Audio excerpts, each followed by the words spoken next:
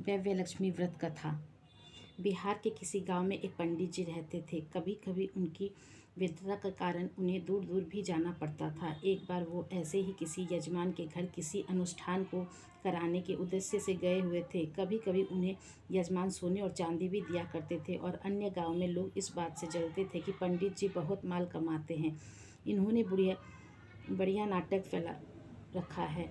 इन्हें तो दूर दूर से लोग बुलाते हैं और अच्छा माल कमाते हैं। इसी जलन से कुछ लोग ने सोचा कि इन्हें घर पर चोरी की जाए। इस बार पंडित जी 10 दिन के लिए बाहर गए थे। उनकी पंडिताइन घर में अकेली सो रही थी। एक रात अचानक 4 चोर मुंह पर कपड़ा लपेटे, हाथ में चाकू लेकर पंडिताइन से तिजोरी की चाबी लेकर उसके सारे गहने ले लिए। वह बेचारी लोगों को रात में पुकारती रही, लेकिन कोई भी उसकी ओर ना देखा। अगले दिन तो लोग आपस में कहने लगे कि क्या हो गया पंडिताइन, पंडित जी को फिर मिल जाएगा। व्यर्थ चिंता करती हो, पंडित जी को तो मेहनत कहाँ करना पड़ता है, फिर तो आ ही जाएगा। पंडित जी जब घर लौटे तो उन्होंने भी लोगों से जब चोरी की चर्चा सुनी तो उन्हें भी लोगों ने ऐसा ही कह सुनाया। उन्हें ये बात तो बड़ी बुरी लगी। उन्होंने सोचा कि इन मूर्खों से बात करने से तो बढ़िया है शांत हो जाना। पंडित जी उन गहनों की चिंता कम थी, मगर उन सबके साथ वे चोर उन आभूषणों को भी ले गए थे जिससे वे भगवती का श्रृंगार किया करते थे।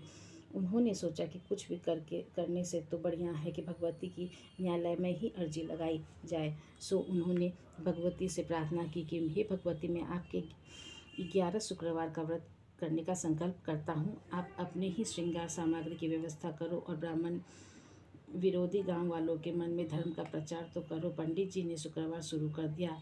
अभी उन्होंने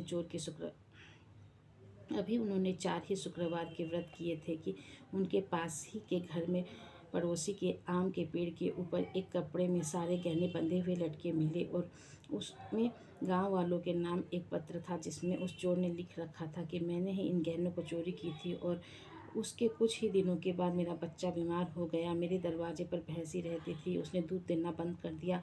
फिर मुझे एक दिन सपने में आवाज़ आई कि जैसे मुझे कोई कह रहा है कि तू पंडित जी के सारे गहने लौटा दे और गांव वालों को पत्र लिख कर बता दे कि जब से तूने पंडित जी के घर से गहने चोरी किए हैं तब से तुझे परेशानी उठानी पड़ रही है। यदि ऐसा नहीं करेगा तो तुझे अभी और परेशानी झेलनी पड़ सकती है। वह मेरा भक्त है, वह मेरे ही सहारे जीता है, मैं खुद उसका ध्यान रखती हूँ और जब माँ अपने बेटे की चिंता करती है तो बेटे को कुछ करने की ज़रूरत नहीं पड़ती।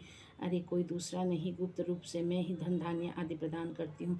ये तो तुम लोगों का भ्रम है कि कोई सांसारिक व्यक्ति उसे कुछ देता है। इसलिए तुम कल ही सवेरे इन सामानों को लौटाकर गाँव वालों को सारी घटना की जानकारी दे दो।